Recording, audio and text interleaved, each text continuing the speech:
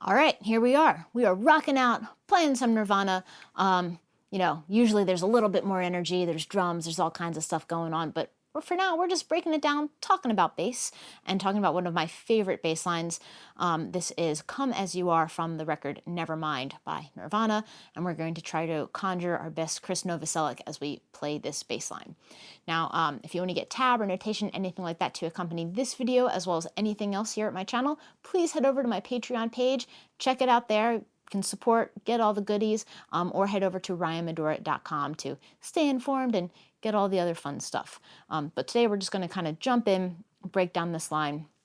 And before we do the playing part, I want to mention two things. One is that I will be using a pick to play this because it's rock and roll. That's what we're going to do. If you don't feel comfortable playing with a pick and you want to play fingerstyle, go for it. Totally cool. The other thing I want to mention is that, I'm playing this on a standard tuned instrument, regular E, A, D, G. If you check out any videos of Nirvana, sometimes you'll see that they might be playing in instruments that are tuned a half step down, so the positioning might be a little bit different.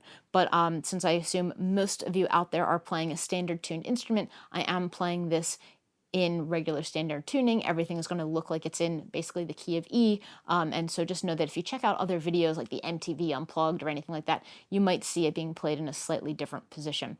But if you're going to play along with the record, you're going to hear it and play it, and it's going to sound like it's in the key of E because, hey, it is.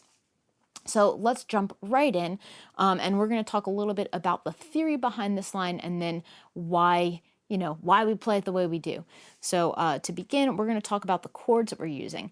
And in this line, we're really going between an E minor chord, which we can kind of think about as our target 1, and a D chord, which is kind of like our flat 7th if we're in the key of E minor.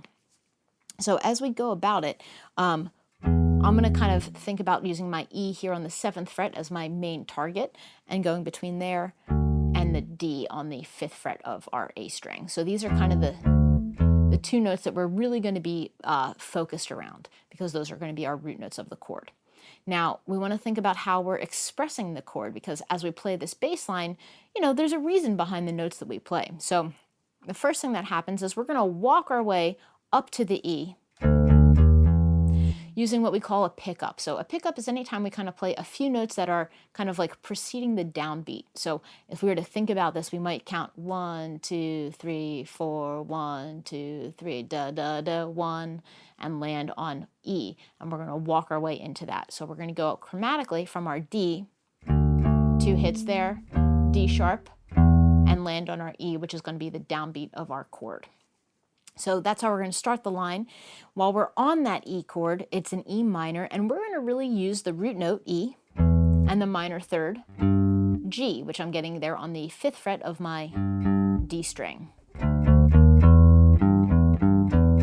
I'm really toggling between that, going E, G, and then playing the E again twice. So if we think about it, we have our little walk up, and then we are on the E chord.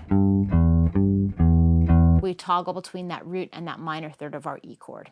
Now, we're going to take our way down to the D chord, and we're going to do that chromatically, basically just reversing the way we walked up to the E. So you can see I kind of worked my way down chromatically, E, E flat or D sharp, landing on the D. Now that we're on the D chord, our next chord, we're going to go and play the root and the 5th. So we're going to play the D, and then the A, which is over here on the 7th fret of our D string. And so those are the chord tones that we're going to toggle between. So when we're on our E chord, the E minor, we're toggling between the root and the 3rd. When we go to our D chord, we're toggling between the root and the 5th. So here's that E to G, root to minor 3rd. When we go to the D, root to 5th. And so if we get there, we're going to go walk up to the E, toggle, walk down to the D, toggle between root, 5th, root, 5th, walk it back up, and now we restart the line.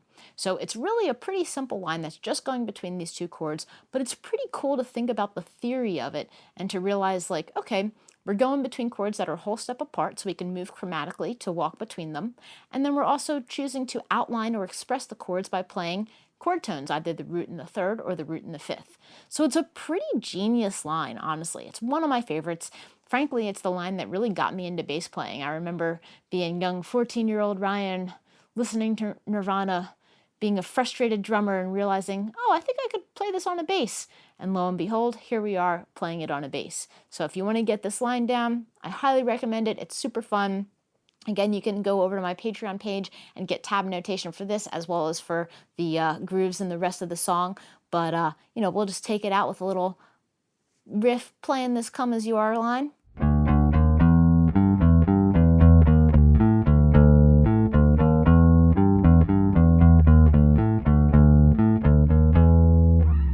You can get that under your fingers. So have a great day. Happy practicing, everybody, and keep it groovy.